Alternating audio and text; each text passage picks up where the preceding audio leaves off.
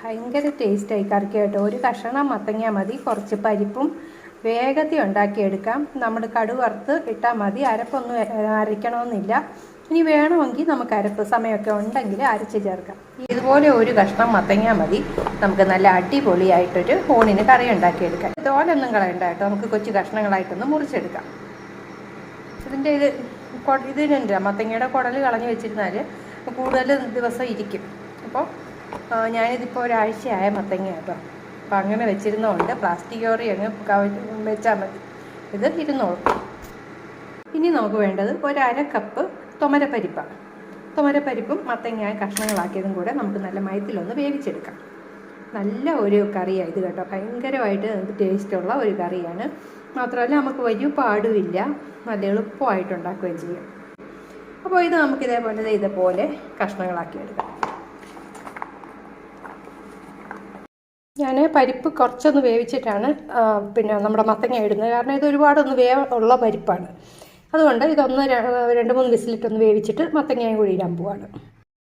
കുറച്ച് മഞ്ഞൾപ്പൊടി ഉപ്പും ഇട്ട് വേവിക്കാം. അപ്പോൾ ഇതുപോലെ ഇതൊന്നിച്ചാക്കി ഇനി ഒന്നുകൂടെ ഒന്ന് വേവിച്ചെടുക്കാം. ഇനിയിപ്പോൾ അതേ നോക്കാം, ഇതിലേക്ക് കടുക് വറുത്തിട്ട് വേണമെങ്കിൽ നമുക്ക് ഉപയോഗിക്കാം. അതല്ല അരച്ച് ഉപയോഗിക്കാം. അരച്ചിട്ടിട്ട് തിളപ്പിച്ച് കടുക് വറുത്ത് ഉപയോഗിക്കാം. ഞാൻ കുറച്ച് അരച്ചിട്ട് കടുക് വറുത്താണ് ഉപയോഗിക്കുന്നത്. എനിക്ക് ഇന്നത്തെ സമയമുള്ളതുകൊണ്ടാണ് ഞാൻ അങ്ങനെ ചെയ്യുന്നത്. ഇപ്പോൾ സമയമൊന്നും ഇല്ലെങ്കിൽ, നമ്മുടെ കയ്യിൽ തേങ്ങയൊന്നും ഇരിപ്പില്ലെങ്കിൽ നമുക്ക് ഇത് കടുക് വറുത്തിട്ടിട്ട് ഉപയോഗിക്കുകയും ചെയ്യാം. പരിപ്പിനായിട്ട് ഞാൻ എടുത്തിട്ടുള്ളത് കുറച്ച് വെളുത്തുള്ളി, ഇത്തിരി മുളക് പൊടി, മഞ്ഞൾപ്പൊടി, ജീരകപ്പൊടി, ഇത്രയും മാത്രമാണ്. ഇത് നന്നായിട്ടൊന്ന് അരയ്ക്കുക. നമുക്കിടാം അതിനകത്തോട്ട്. ഇതുപോലെ ഒന്ന് അരഞ്ഞാൽ മതി. തോരനരയുന്ന പോലെയല്ല, ഇച്ചിരി കൂടി അരയണം. ഇനി ഇത് നമുക്കൊന്ന് തിളപ്പിച്ചെടുക്കാം. ഈ ഒരു കൺസിസ്റ്റൻസിയാണ് നമ്മുടെ കറി കേട്ടോ. ഇതുപോലെ മത്തങ്ങ ഒക്കെ ഇടയ്ക്കിടയ്ക്ക് ഇങ്ങനെ കടിക്കാനൊക്കെ കിട്ടണം, നല്ല ടേസ്റ്റ്. കുറച്ച് കടുക് വറുത്ത് ഇടാം, നല്ല ടേസ്റ്റ് ആയിരിക്കും. കുറച്ച് ഉള്ളിയൊക്കെ കൂടുതലിടാം, ഉള്ളിയും പിന്നെ മുളകും ഒക്കെ. ഇതെല്ലാം കൂടെ കുത്തി ഇടിച്ച് ഇടുകയും ചെയ്യാം. കുത്തി ചതച്ചിടത്തില്ലേ നമ്മൾ പരിപ്പ് കുത്തി കച്ചുന്ന പോലെ, അതേപോലെ കടുക് വറുത്ത് ഇടാം. ഇതാ പറഞ്ഞ് അരയ്ക്കണമെന്നില്ല, അങ്ങനെ ചെയ്താലും മതി.